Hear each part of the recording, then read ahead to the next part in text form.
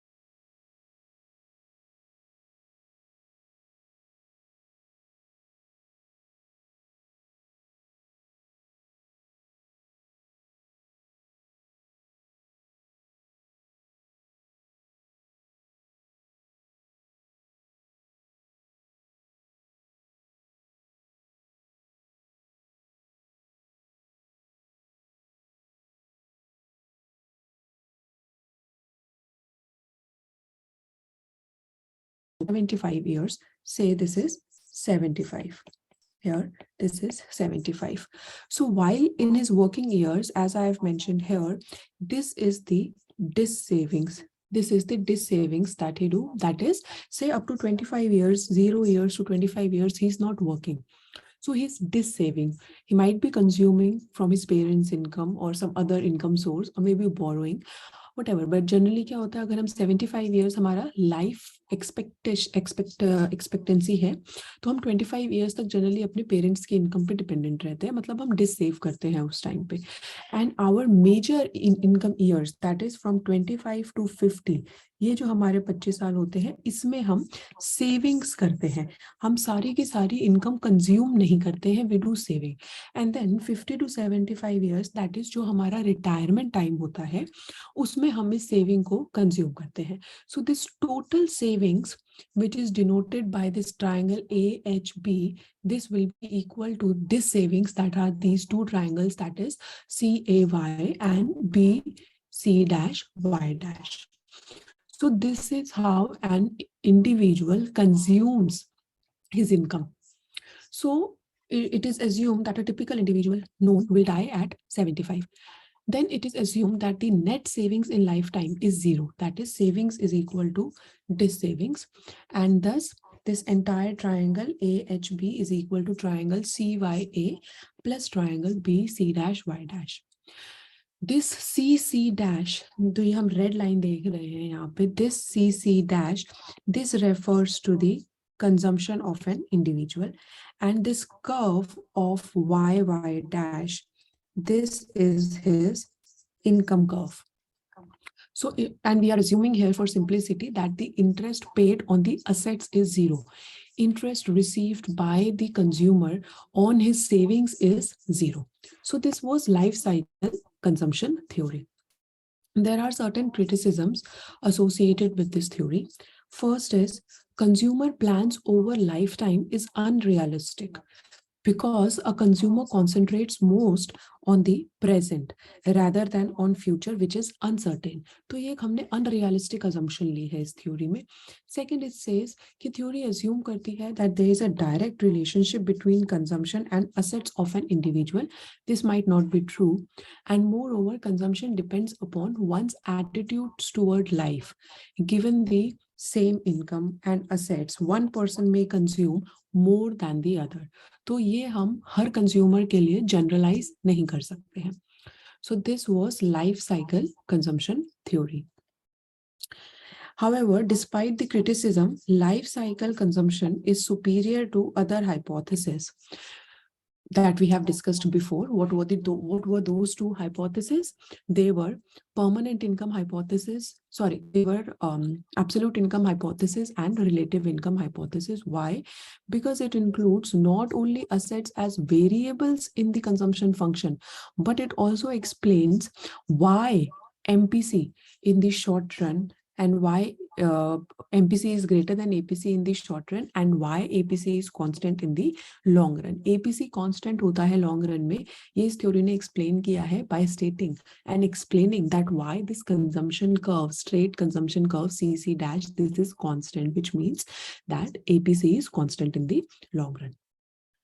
So this was our third theory, that is life cycle consumption theory. Next is permanent income theory of consumption. So this theory was put forward by Friedman, and like the life cycle approach, which was put forward by Modigliani, this theory also assumes that consumption is determined by long-term expected income and not just by what is our current level of income. Assumption से, इसी understanding से इस theory का नाम generate हुआ है, which is permanent income. So, what is the relationship between consumption and permanent income? According to Friedman, consumption is proportional to permanent income. So here, this CP is consumption in current time period is a proportion. K refers to the proportion of our permanent income. Now, this permanent income hypothesis says that there are various factors on which our consumption depends. They are interest rate, or our permanent income, and these two factors that we will discuss, and then we will come back to this equation. So first factor is rate of interest. If you remember, अभी हमने last theory में discuss किया था, ये assume किया था कि interest rate नहीं मिल रहा है savings के ऊपर. However, this is not true. Whenever we save, we get some interest rate. If we save in bank or if we give someone a personal loan, then we get interest rate on that. So permanent income hypothesis assumes that we get a rate of interest. अगर हमारा rate of interest ज़्यादा होएगा, तो हम save ज्यादा करेंगे उस time period में, क्योंकि मान लो अगर अभी हम 100 रुपीज सेव करते हैं जिसपे हमें 10 रुपए मिलता है, और ये इंटरेस्ट अगर हमारा बढ़ जाता है, मतलब 100 रुपीज पे अगर अब हमें 30 रुपीज का इंटरेस्ट रेट मिलेगा, तो हम सोचेंगे यार कंजम्पशन करंट टाइम पीरियड में हम कम करते हैं, सेव ज्यादा करते हैं, फ्यूचर टाइम पीरियड में हम ज्यादा कंज्यूम कर लेंगे. So if the rate of interest rate is high, then our savings will be high and our consumption in the current time period will be low, and vice versa, which means that if rate of interest is low, then saving in current time period will be less and consumption in current time period will be more. ये जो इसके नीचे minus का sign है, इसका मतलब है consumption और रेट ऑफ इंटरेस्ट में नेगेटिव रिलेशनशिप है. Next factor is ratio of non human wealth to income. कई बार हमारी जो नॉन ह्यूमन वेल्थ होती है डायरेक्टली हमारा जो इनकम से नहीं आता, जैसे रेंट है या जैसे हमारे ऑलरेडी असेट्स हैं जो हम इनहेरिट करते हैं, तो अगर हमारे पास ये असेट्स ज्यादा होते हैं तो हमारा कंजम्पशन भी ज्यादा होता है. That is why we have written here positive symbol. That is, the relationship between the consumption in current time period and the non-human wealth is positive. Greater the wealth that a consumer holds, not his income. Income होती है जो हम काम करके अपनी income या wages generate करते हैं, सैलरी जनरेट करते हैं.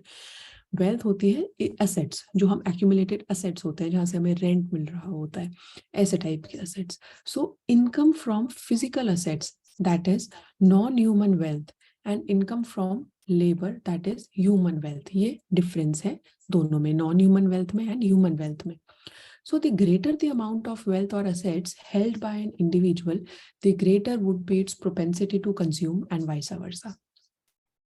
Last factor is you, that is the desire to add to one's wealth rather than to fulfill one's wants or immediate consumption.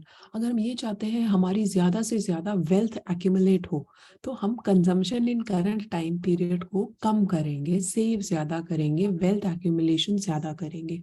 इसीलिए consumption in the current time period and this desire, there is a negative relationship, इसलिए हमने यहाँ पे minus लिखा है. यहाँ पे as you can see here, this is minus, that is negative relationship.